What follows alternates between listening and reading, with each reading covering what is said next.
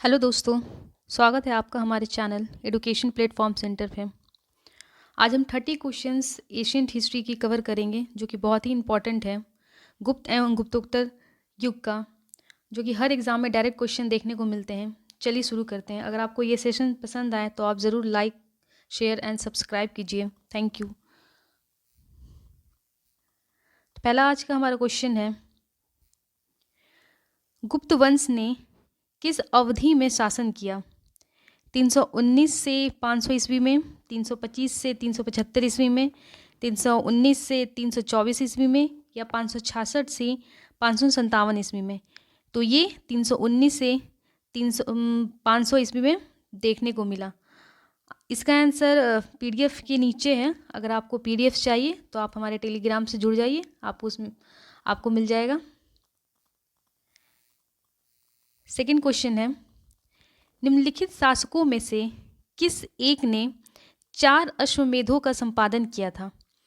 पुष्यमित्र शुंग, समुद्रगुप्त, प्रसव सेन प्रथम, चंद्रगुप्त द्वितीय? तो ये समुद्रगुप्त ने किया था।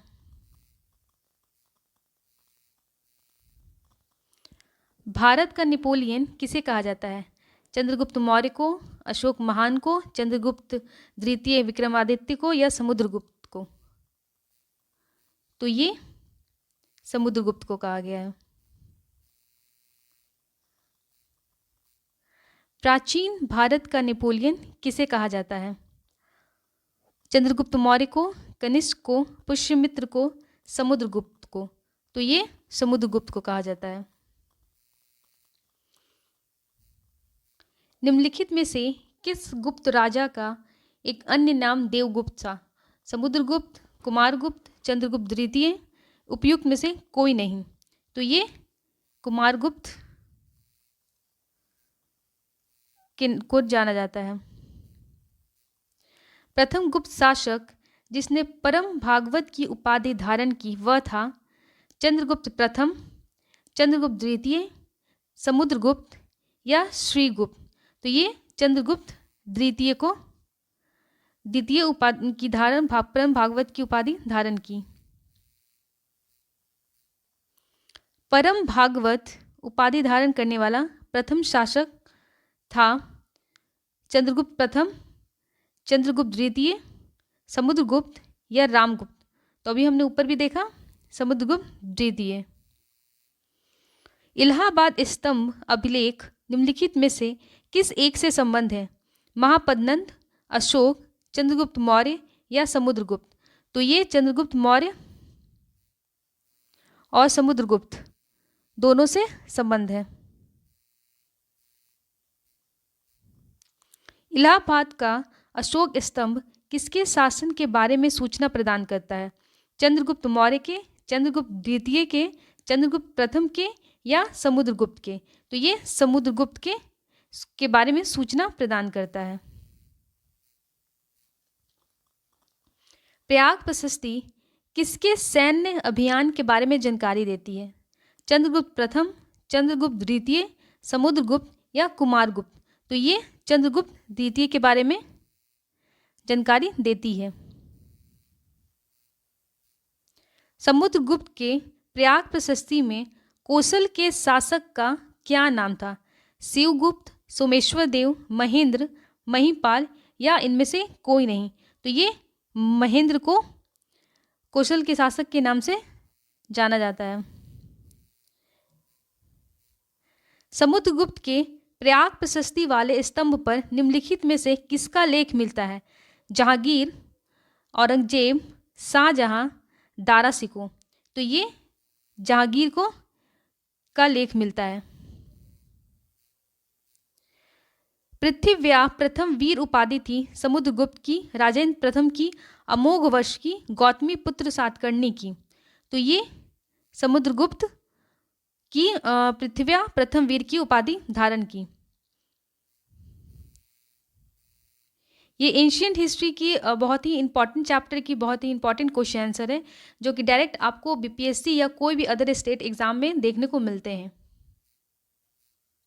कौन सा राजवंश हुन्नों के आक्रमण से अत्यंत विचलित हुआ? मौर्य, कुषाण, गुप्त या सुंग। तो ये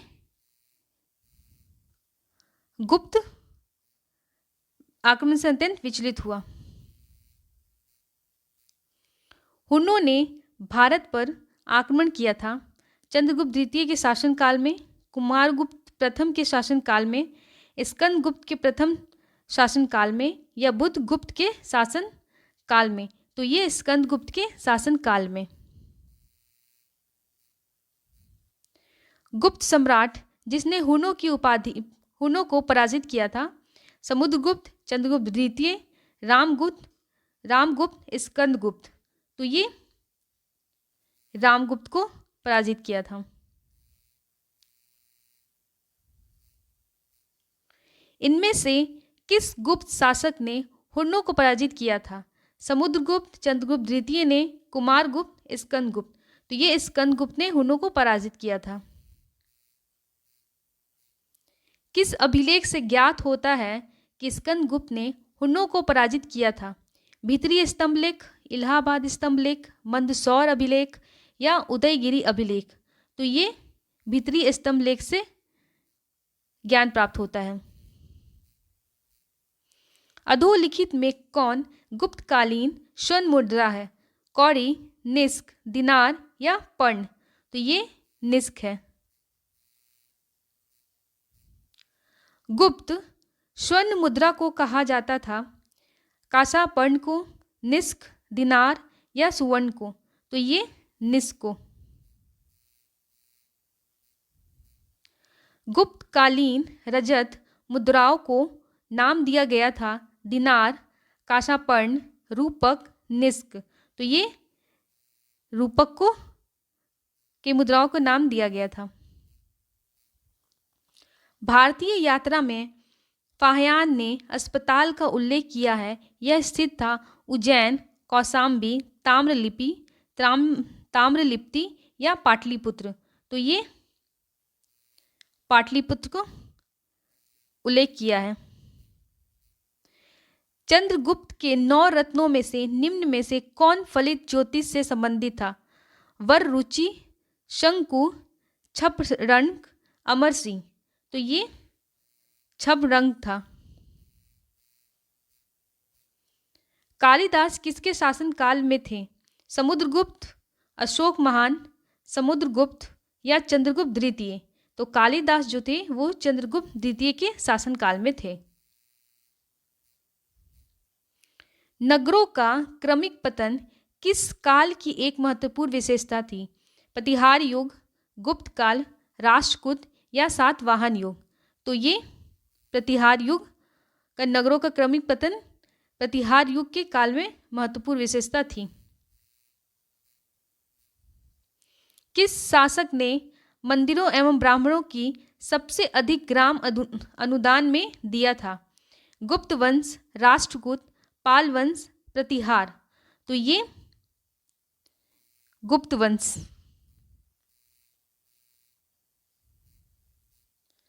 प्राचीन भारत में किस वंश का शासनकाल स्वर्ण युग कहा जाता है? मौर्य, गुप्त, सुंग, मगध। तो ये सुंग को स्वर्ण युग के काल का कहा जाता है।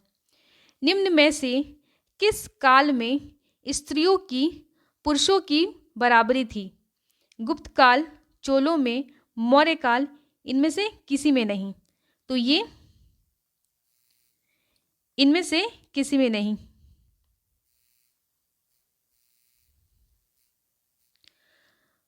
गुप्त युग में भूमि राजस्व की दर क्या थी? उपज का चौथा भाग, उपज का 8वां भाग, उपज का 6ठा भाग, उपज का आधा भाग। तो ये उपज का 8वां भाग। आप इसका आंसर जरूर कमेंट बॉक्स में बताएं कि किस काल में स्त्रियों की पुरुषों से बराबरी की गई थी। हमारा लास्ट क्वेश्चन है, धर्मशास्त्रों में भू राजस्व की दर क्या है? 1/4, 1/3, 1/6 या 1/8। तो ये 1/6 थी। अगर आपको ऐसे ही और सारे इम्पॉर्टेंट क्वेश्चन अगर देखना है तो आप चैनल को ज़रूर लाइक कीजिए, शेयर कीजिए और सब्सक्राइब कीजिए। हम मिलते हैं अगले वीडियो में नए क्वेश्चन आंसर के साथ। Thank you.